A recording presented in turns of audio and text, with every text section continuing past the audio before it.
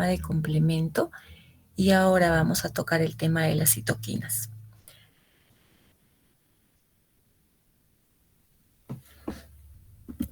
Bien, entonces nuestro propósito para el día de hoy es que podamos lograr analizar e interpretar el trabajo que realizan las citoquinas. Muy bien, entonces nos preguntamos, ¿no? Nos preguntamos, ¿qué serán las citoquinas? ¿No? Ustedes a través del curso y durante la primera unidad, la segunda unidad, nosotros estuvimos hablando cómo nuestro sistema inmune trabajaba desde el punto de vista innato, desde el punto de vista adaptativo. Estuvimos viendo cómo trabaja el sistema inmunológico y a grandes rasgos estuvimos mencionando la activación celular y la producción de estas moléculas. Entonces, ¿alguien de ustedes podrá colaborar conmigo y mencionar qué entienden por citoquinas?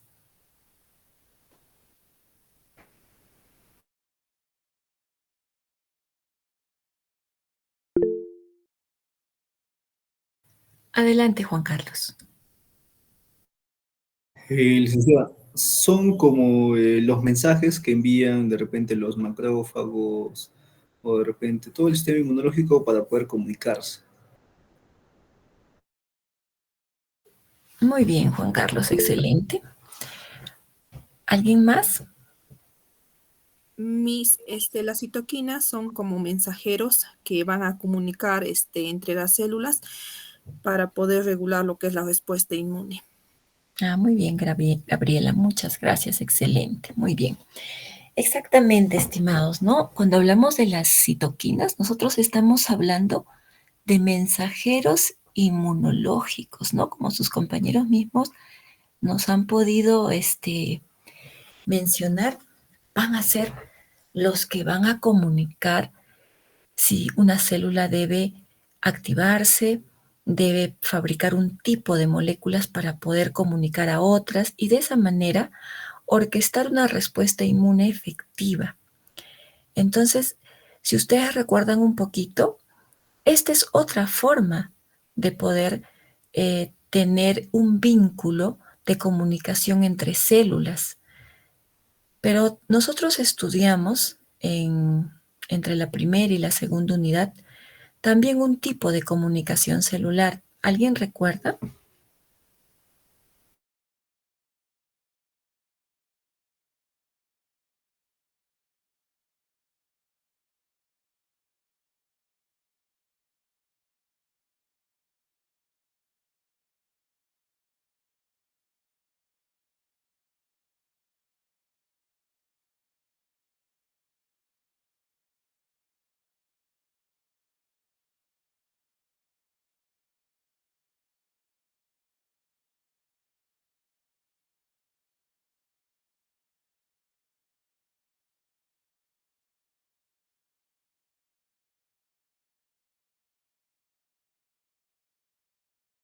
Licenciada, disculpe, no le entendí bien la pregunta. ¿Cuál era la pregunta que mencionó?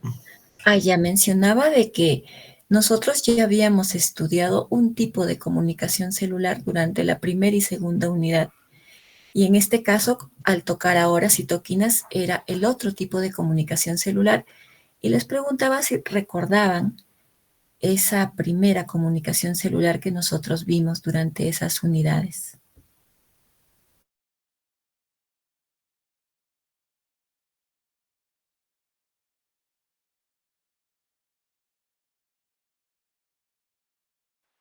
Buenas noches, ¿me logra escuchar?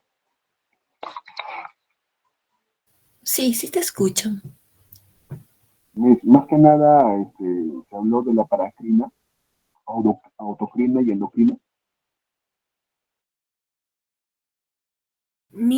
Puede ser a través de las células presentadoras de antígeno. Excelente, Gabriela, muy bien.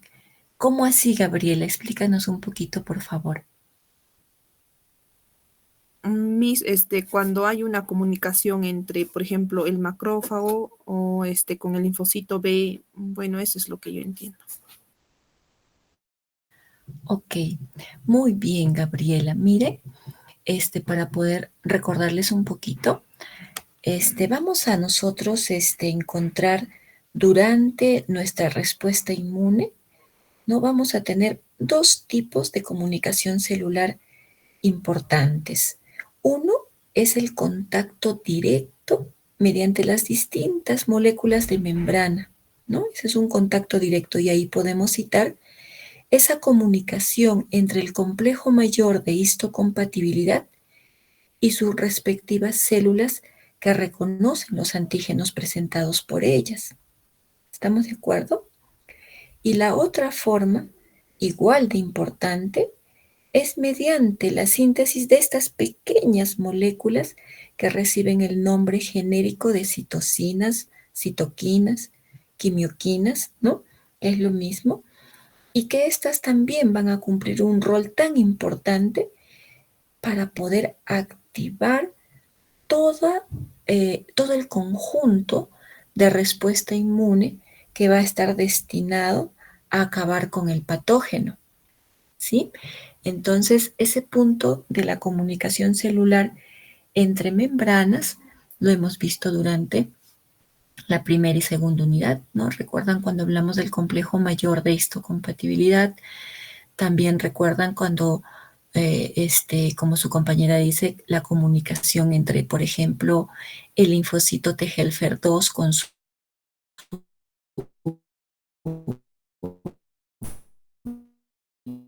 linfocito, ¿no? O las células nucleadas con los linfocitos T citotóxicos.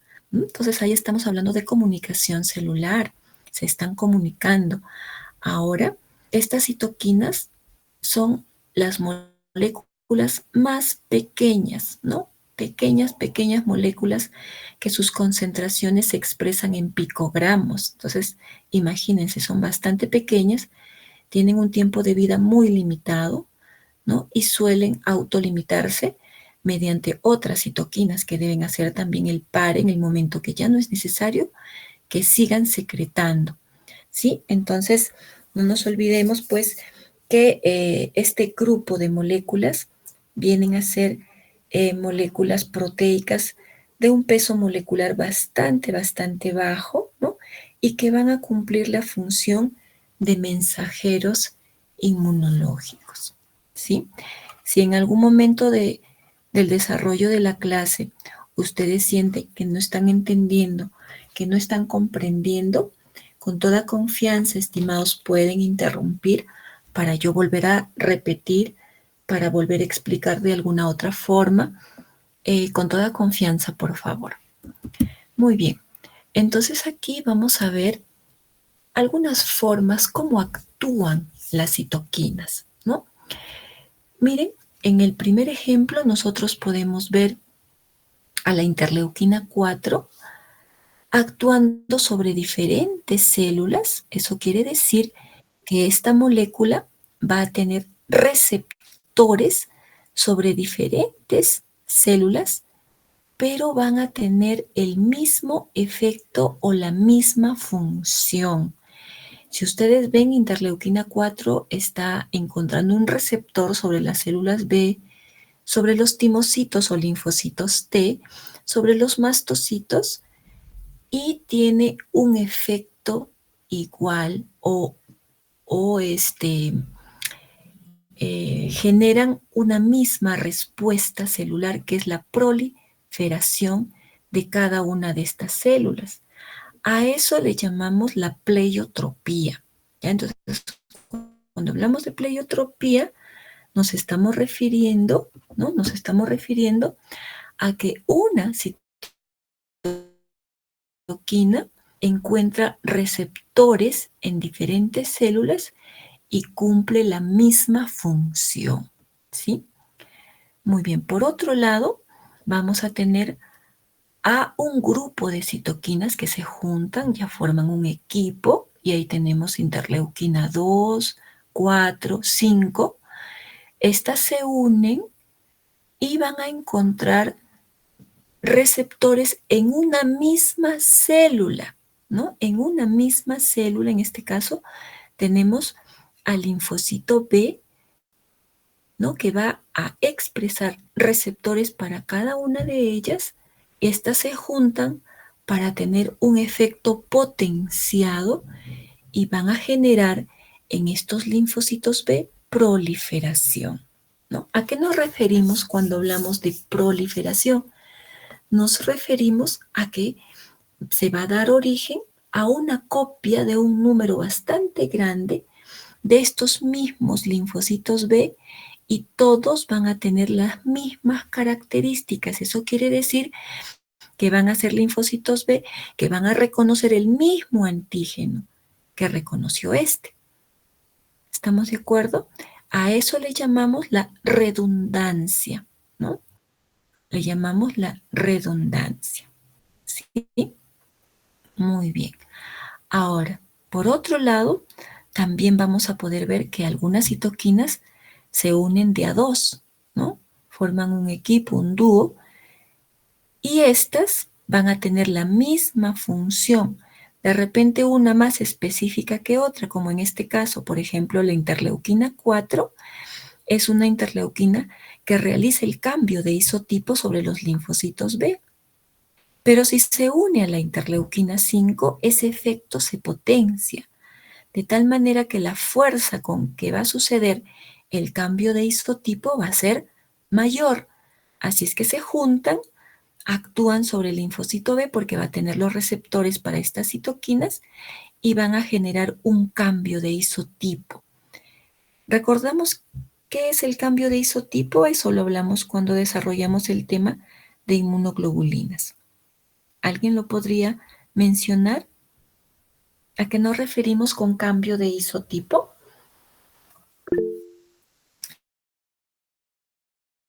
Adelante, Juan O Carlos. sea, como usted mencionó, el cambio de isotipo es de cambiar de anticuerpos IgM de repente a un anticuerpo más específico como es el IgG, IgM.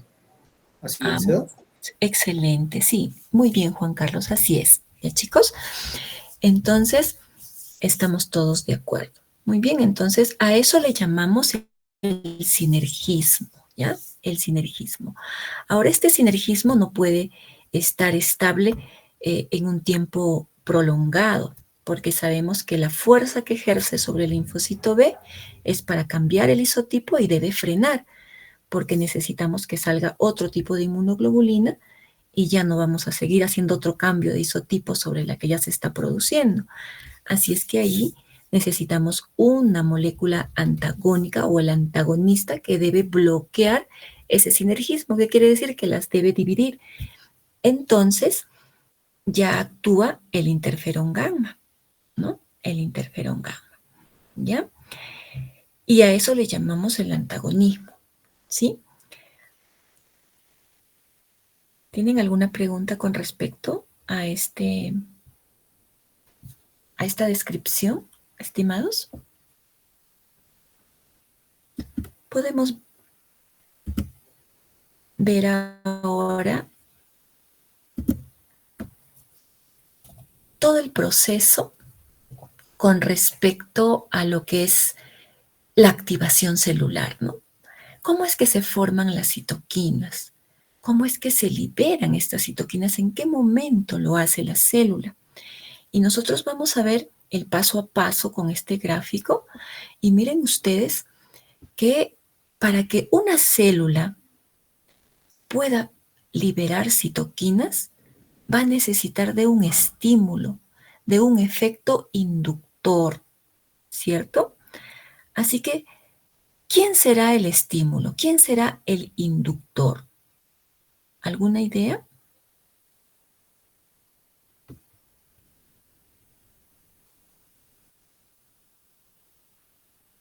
A ver, ustedes imagínense, dentro de las respuestas inmunes que hemos visto que son varias, tanto la innata, la adaptativa, hemos podido nosotros ver cómo estas células se activaban, ¿verdad? Entonces, para que una célula pueda activarse, ¿qué necesita?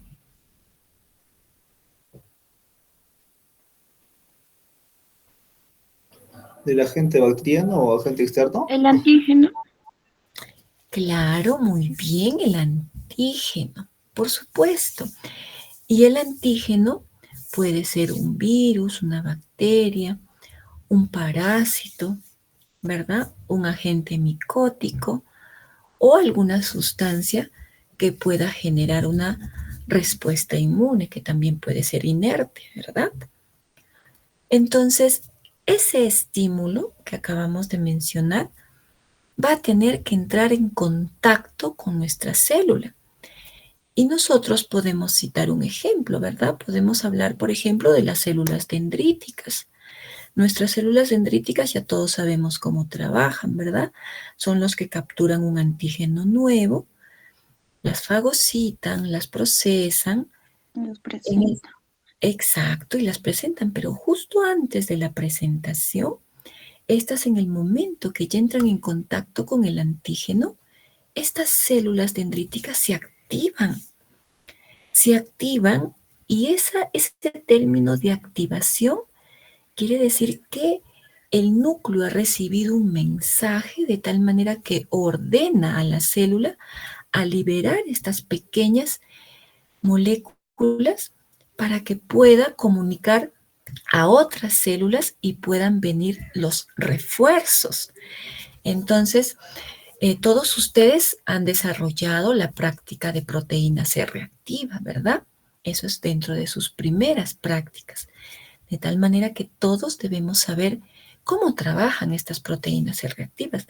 No solamente me sirve para poder hacer diagnóstico, claro, cuando la tengo ya en forma in vitro, por decirlo así, porque ya ha sido sacada en una muestra de sangre y lo tengo en un suero fresco, pues me va a servir para poder yo detectar, ¿no?, la concentración de esta PCR en la muestra del paciente y pues todos ustedes saben que eso nos va a servir para poder medir la respuesta aguda que está generando ese paciente. Y eso se va a relacionar con el grado de infección que presenta. Es una herramienta inespecífica, pero sin embargo, dependiendo de la metodología que ustedes estén empleando, si es por un método turbidimétrico, está excelente, ¿no? Nos va a dar con precisión la concentración de esta proteína y vamos a poder utilizarlo, ¿no?, como pronóstico de la enfermedad que está padeciendo el paciente. Ok, eso ya lo sabemos, ¿verdad, chicos? Pero sin embargo, también lo que debemos saber es por qué los hepatocitos van a producir esa proteína de fase aguda. O sea, ¿para qué? ¿Qué beneficio trae para mí como paciente? ¿Verdad? Entonces aquí en este ejemplo, cuando hablamos del estímulo inductor, estamos colocando el ejemplo que es, por ejemplo, una bacteria. Esta bacteria va a ser fagocitada por la célula dendrítica, ¿verdad? En el momento que entre en contacto esta célula dendrítica, va a liberar las citoquinas. ¿Ustedes pueden ver mi puntero, estimados? Vamos. Sí, Miss. Sí, se Ya, puede ok. ver, licenciada. Entonces, muchas gracias. Esta célula dendrítica que ha fagocitado tiene la capacidad de poder liberar citoquinas. ¿Por qué? Porque se ha activado en el contacto con ese estímulo. Ahora, estas citoquinas van a tener que buscar sus células blanco. Y en el caso de los macrófagos de las células dendríticas, las citoquinas que van a liberar son tres importantes: interleuquina 1, interleuquina 6 y factor de necrosis tumoral alfa. Estas tres citoquinas van a tener que buscar su célula blanco para generar un efecto biológico. Citemos como ejemplo una de sus células blanco, que son los hepatocitos. Entonces, estas citoquinas van a tener que viajar hasta encontrar a este órgano y encontrar a estos hepatocitos que tienen los receptores para estas citoquinas. Una vez que esta citoquina se une con su receptor específico, esa célula queda activada, en este caso, el hepatocito. Y este hepatocito comienza a sintetizar mayor número de proteínas de fase aguda, dentro de ellas las proteínas C reactivas. Estas salen de la célula de estos hepatocitos y van a tener un efecto biológico. ¿Qué función tienen las proteínas C reactivas, estimados? ¿Cuál va a ser el efecto biológico de la proteína C reactiva?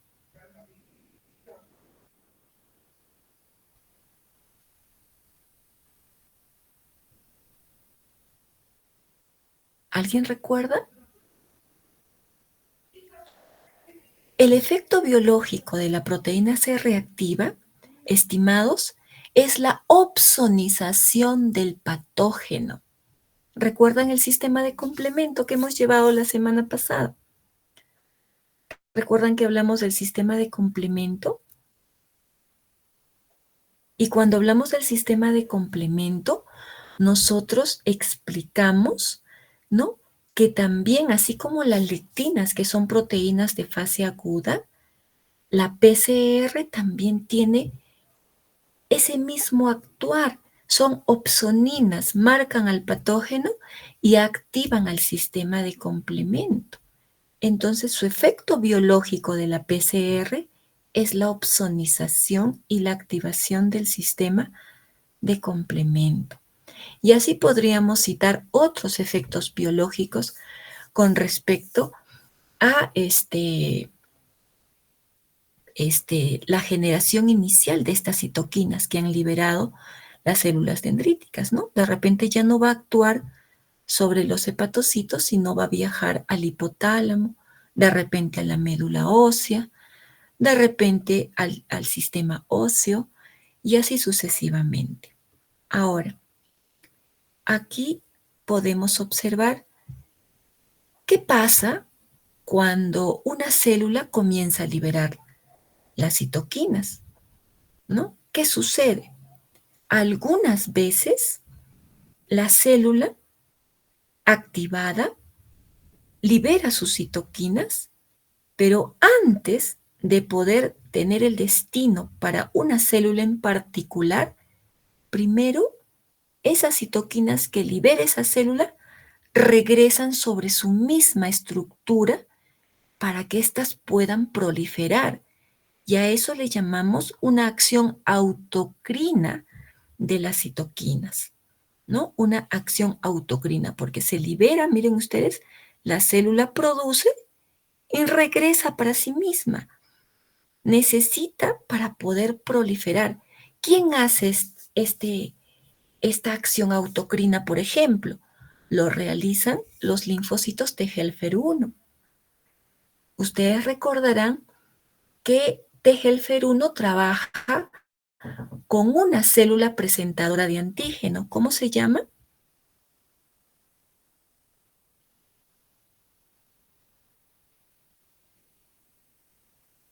¿Cómo se llama la célula presentadora de antígeno del T helfer 1?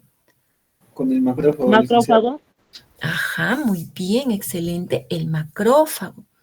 Entonces, este macrófago hace la presentación de antígeno, T helfer 1, reconoce el antígeno con su molécula TCR e inmediatamente este macrófago libera una interleuquina 12 para poder fortalecer esa activación del T helfer 1. El T helfer 1 se activa, miren, el T helfer 1 se activa, libera interleuquina 2 y libera interferón gamma. El interferón gamma le devuelve al macrófago. Mira, primero el macrófago le cedió la interleuquina 12. Este se activó, libera interferón gamma y le cede al macrófago. ¿Para qué? Para que este macrófago se fortalezca, para que esté lleno de vigor, para que siga trabajando. Pero también libera interleuquina 2 para sí misma, ¿no? Ese grupo de interleuquina 2 que salen inicialmente son para sí mismas, porque necesitamos muchas copias de linfocitos T helfer 1 para que vayan a buscar más macrófagos y puedan reconocer el mismo antígeno que reconoció el precursor. ¿Sí? Entonces a eso le llamamos una acción autocrina. Ahora, cuando hablamos de una acción paracrina, es cuando una célula, ¿no? Una célula se activa, libera citoquinas para la célula vecina, o sea, la que está muy cerca a ella, ¿no? Muy cerca. ¿Qué ejemplo podríamos citar con respecto a esta acción paracrina, así como les hemos descrito para la acción autocrina? A ver, recuerden, dentro de todo nuestro estudio tenemos varios ejemplos de esta acción paracrina. ¿Podrían citarme algún evento, por favor?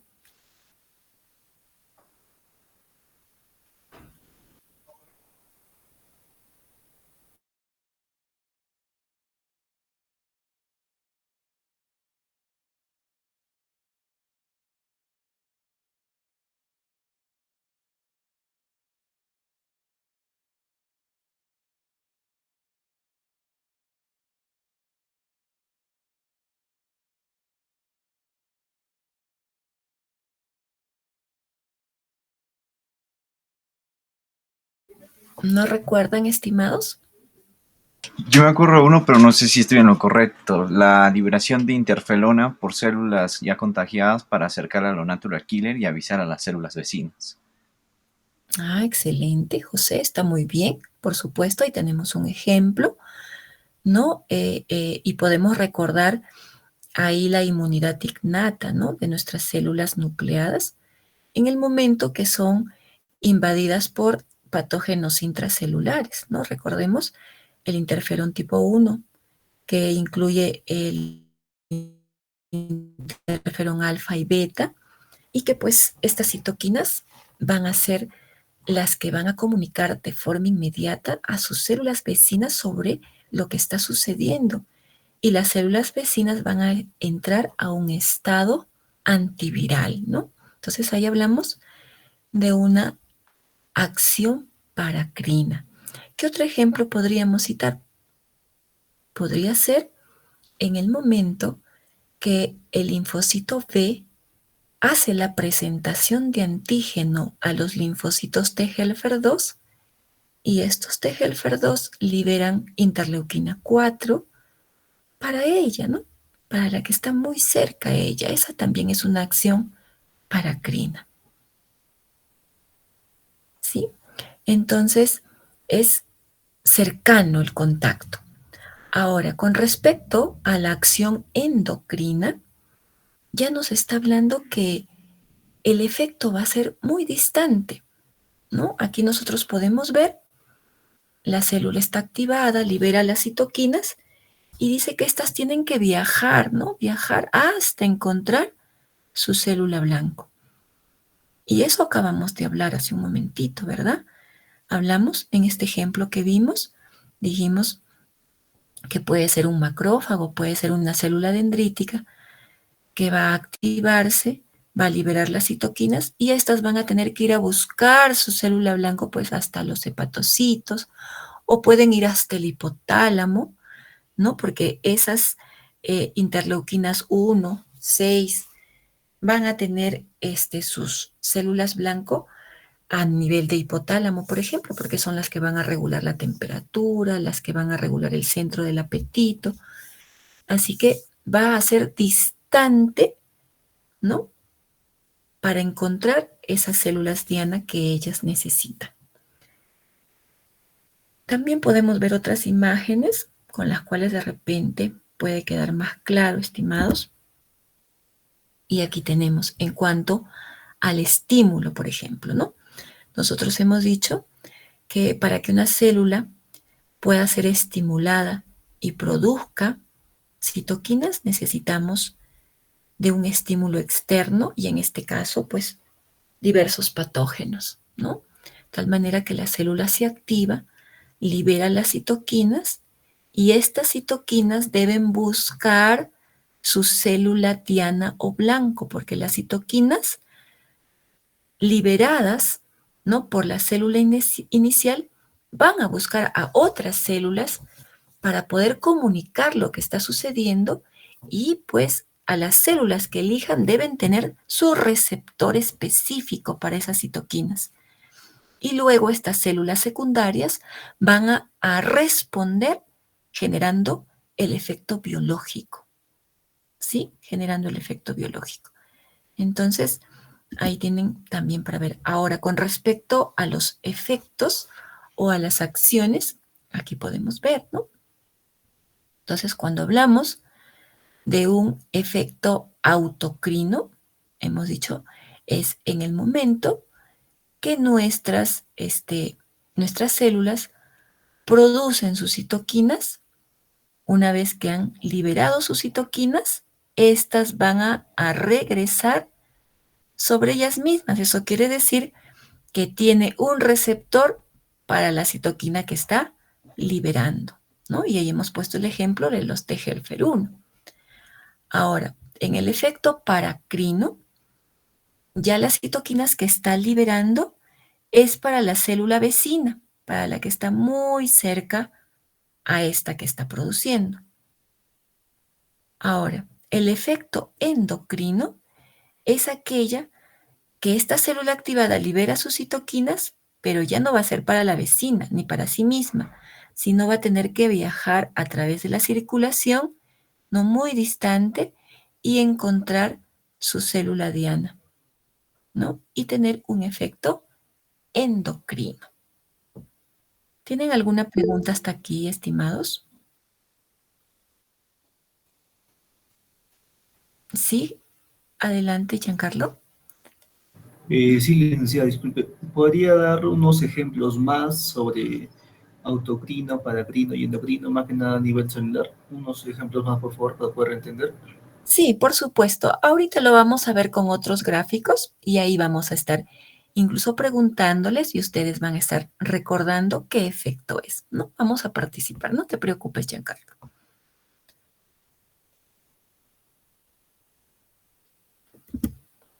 Bien, entonces las citoquinas se clasifican en 3 grupos importantes.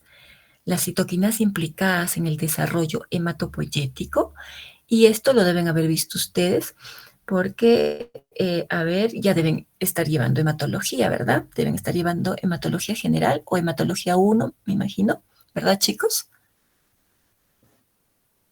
¿Estoy en lo correcto? Ah, ok. Entonces, dentro de sus, sí, José, adelante. No, licenciada, la pregunta, pero era con la de Giancarlos, que diera más ejemplos, pero ya. Ah, ok, no hay problema. Ahora, en un momentito lo vamos a tener. Entonces, estas citoquinas implicadas en el desarrollo hematopoyético, pues va a estar vinculado al desarrollo de toda esa generación de líneas celulares, ¿no? Tanto línea mieloide, línea linfoide.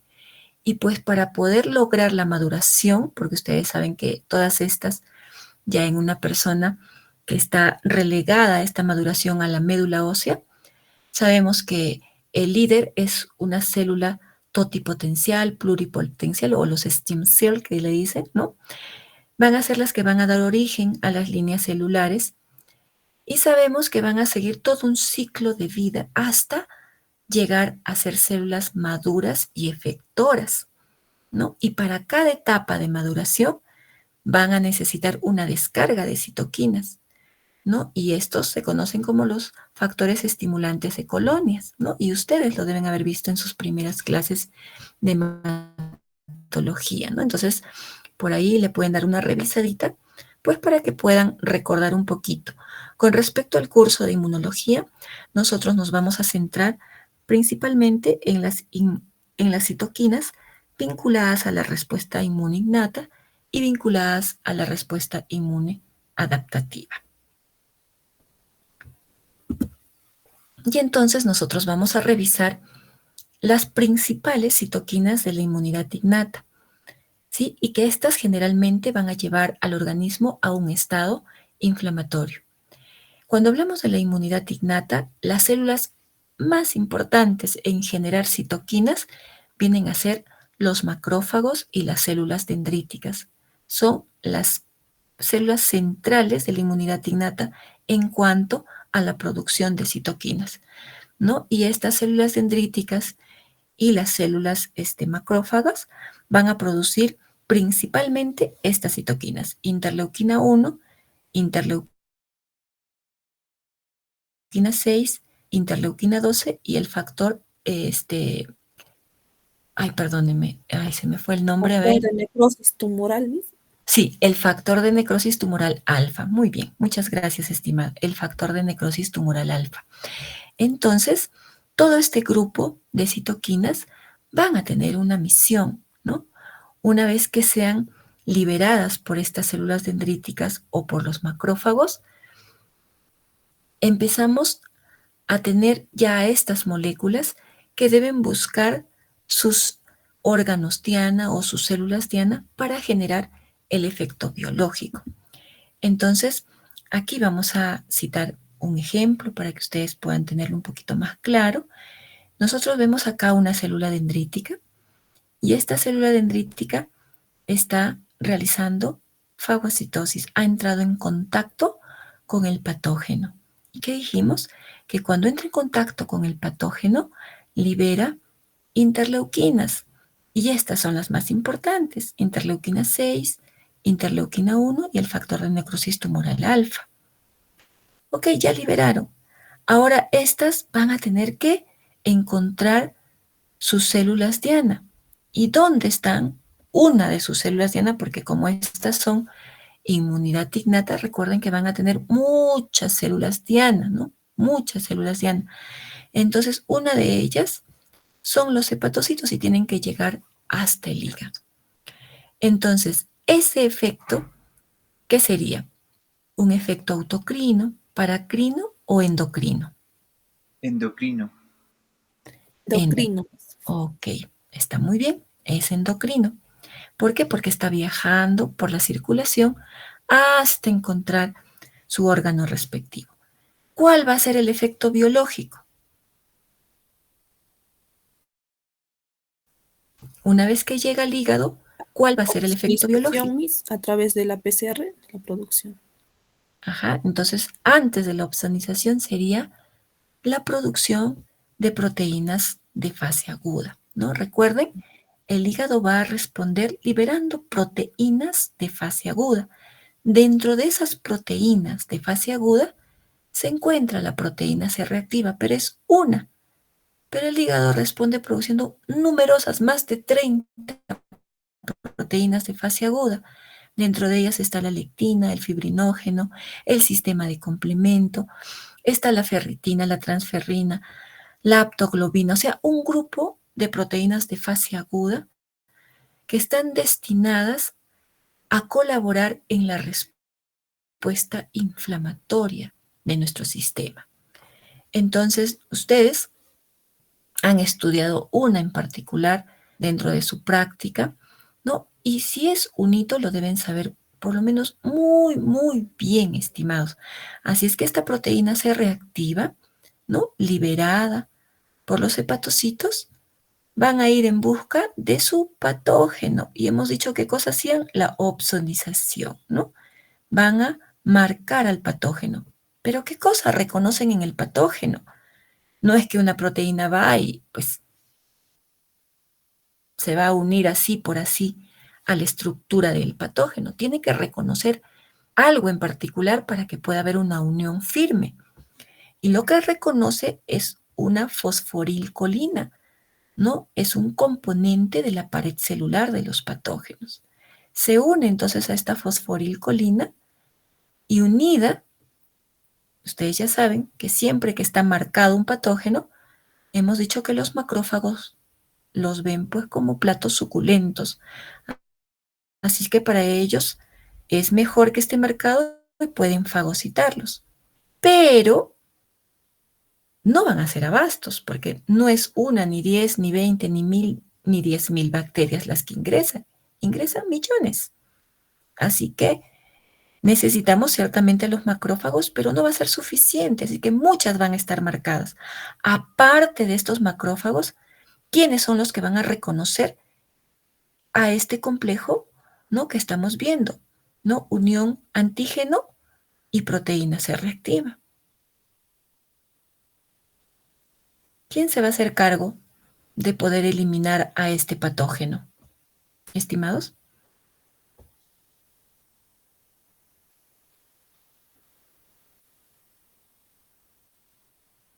Ay, perdone. ¿Quién se va a hacer cargo, chicos? Aparte del macrófago, ¿quién viene? Miss, el sistema de complemento, ¿puede ser? Claro, Gabriela, muy bien, excelente. El sistema de complemento, porque dijimos en nuestra última clase que la proteína C reactiva, al ser una proteína de fase aguda, tenía la capacidad de activar al sistema de complemento. ¿Qué molécula del sistema de complemento se va a unir entonces a la PCR?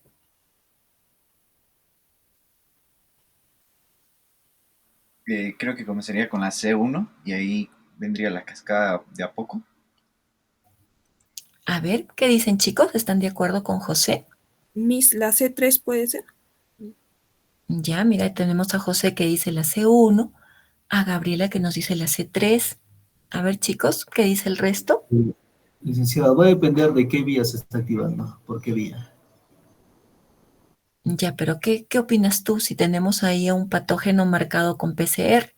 Imagínense que en el examen yo les pregunto, tenemos patógenos marcados con proteína C reactiva. No consideren al macrófago. ¿Cómo se va a eliminar ese patógeno? Se activaría lo que es la vía clásica, Miss. Ya, Gabriela nos dice que se activa la No vía dudo clásica. porque la vía clásica se activaría antígeno-anticuerpo y esta es proteína con patógeno. Ok, ¿está de acuerdo? Por Muy bien. ahí hay, a no ser que sea no lítica, puede ser lítica o alternativa. No, o alternativa no, porque no es germen, no es virus, no está vivo. Por ahí voy. Ya, entonces está descartado que sea vía clásica.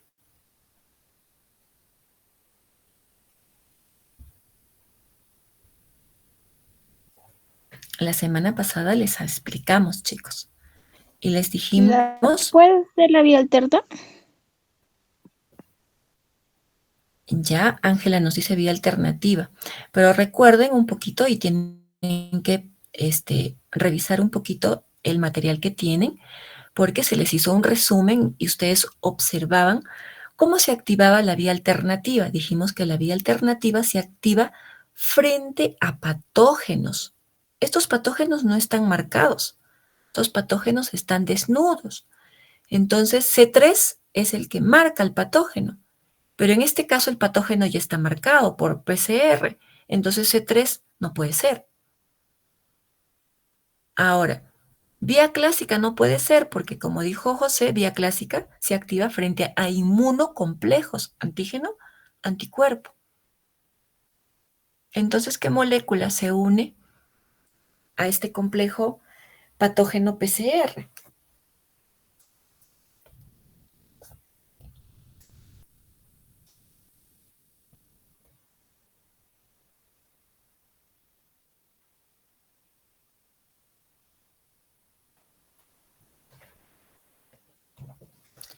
Bien, vamos a recordar entonces, estimados.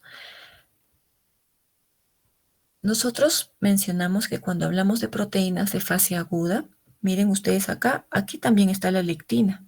Miren, es una proteína de fase aguda, por lo tanto, así como trabaja la lectina, van a trabajar una gran mayoría, dentro de ellos está PCR también. ¿Se acuerdan cómo acá tienen al costado, ven? La PCR opsoniza, la lectina también opsoniza, sino que nosotros mencionamos que la lectina es afín principalmente a patógenos micóticos. Pero sin embargo, algunos bacilos también pueden tener una porción, ¿no?, de manosa. Entonces, pero el punto es que la lectina también opsoniza. La PCR también opsoniza. Cuando tenemos complejos lectina, manosa, ¿qué molécula del complemento se activa? La C4. No, la Claro. MBL, si no me equivoco. Y después va a llamar a MAS y al MAC, y ahí luego al C4 y va a llegar a la vía clásica otra vez, formando hasta la C3 convertasa y ahí hasta la C5 convertasa. Ujú. Pero lo que tienen que tener en cuenta es un punto vital, miren. Este patógeno que tiene manosa va a activar a la lectina. Esta unión se llama unión de la manosa a la lectina, ¿sí? Ahora, esta unión va a generar la activación de la molécula C4. ¿Y C4 activará a quién?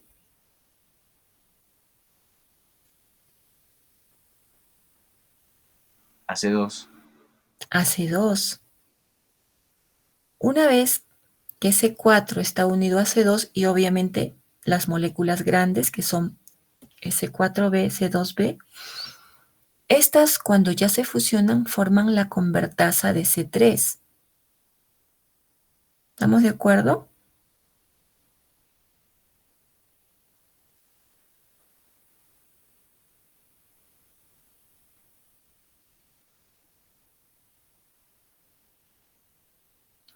Y después de formar la convertasa de C3, vamos a formar la convertasa de C5 porque va a entrar una molécula C3b a esta unión. Y luego nos viene la vía lítica. De la misma manera, va a pasar con PCR porque es otra proteína de fase aguda. Va a activar a C4. Pero lo que yo quiero que ustedes entiendan es de que cuando se les mencionó de que la vía de lectinas, en este caso también ya PCR, están dentro, ¿no? de las moléculas vinculadas a la vía clásica, pero no son parte de la vía clásica, sino que esas moléculas, después de la activación de C1, ¿no? Porque ustedes saben que C1 se une a los inmunocomplejos y luego esta activa C4. Pero esta representa a una inmunidad adaptativa. Y luego esta genera C4, C2 y así sucesivamente hasta la vía lítica. Pero da la coincidencia de que la vía de lectina, siendo inmunidad innata, también captura y activa las mismas moléculas después de C1, pero no es vía clásica. Si nosotros quisiéramos separarlo, sería una vía de lectinas totalmente independiente, una vía clásica y una vía alternativa, sino que en ese gráfico que se les presentó, ¿no? Se les presenta tanto a la vía de lectinas como a la vía clásica dentro del mismo recuadro. Pero no es que la vía de lectinas sea parte de la vía clásica. No, no, no. Ustedes lo pueden sacar aparte, ¿no? Agarran su lectina unida manosa y empiezan a armar, ¿no? C4, C2, convertasa de C3, convertasa de C5, la vía lítica, y esa es la vía de lectinas. Ahora, la vía clásica armo otro. Inmunocomplejos, estas inmunoglobulinas activan a C1, C1 activa C4, a C2 convertasa de C3, luego convertasa de C5 y vía lítica. ¿Ve? Por separado. Esa es la vía clásica. Y la vía alternativa, moléculas de C3 que se pegan a los patógenos.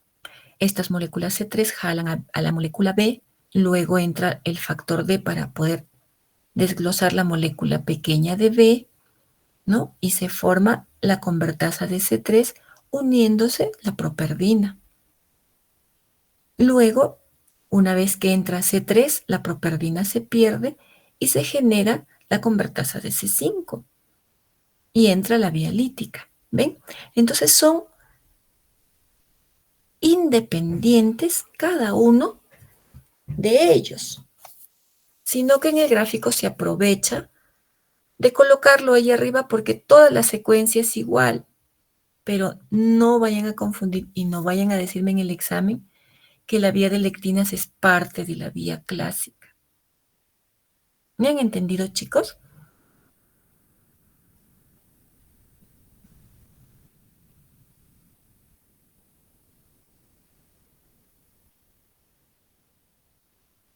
Chicos, ¿me han entendido?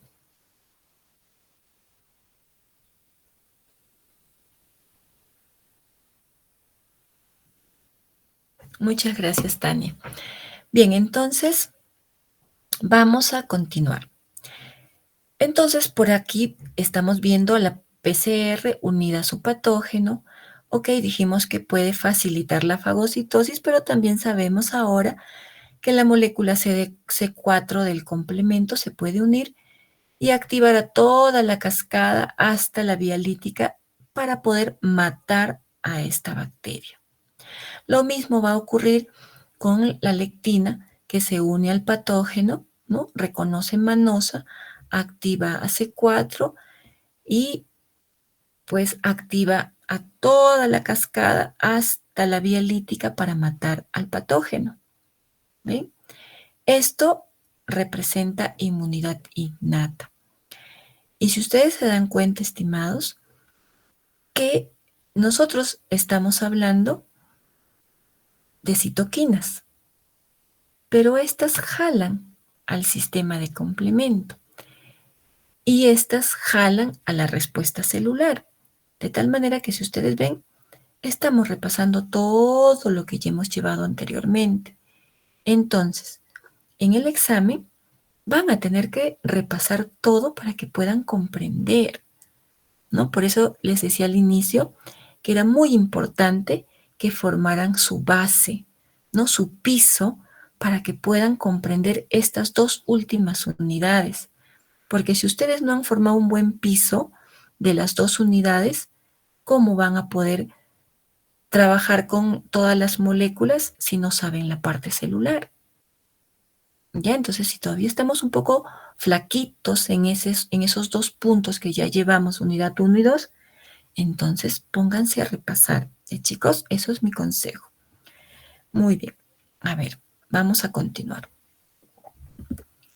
Bueno, acá les dejo un listado. De repente muchos de ustedes pueden estar interesados en saber qué otras proteínas de fase aguda hay. Miren, todo este es el listado de proteínas de fase aguda más importantes.